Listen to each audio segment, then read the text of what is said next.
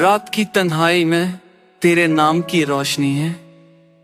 मेरी पलकियां आंसुओं की बारिश से भीगी हुई हैं। तू छिली गई जैसे ख्वाब खत्म हो जाते हैं। मेरी हर सांस में बस तेरी यादें बसे हुए हैं। मेरा दिल अब भी तुझसे बातें करता है, पर तू सिर्फ खामोशी में जवाब देती है।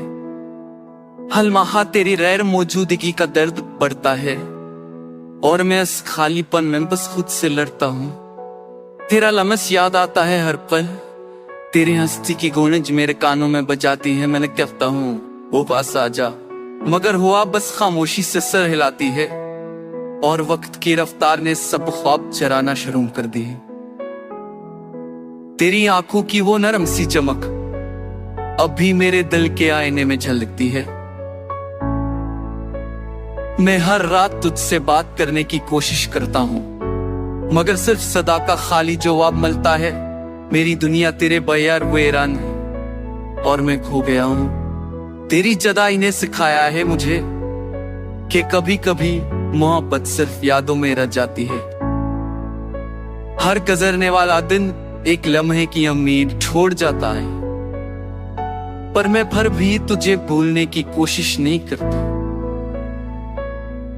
क्योंकि दिल के ज़म भी तुझसे मोहब्बत का सबूत नहीं। मैं गिनता हूँ वो पल जब हम साथ थे और सोचता हूँ कि कभी वो लम्हे लौट आएंगे।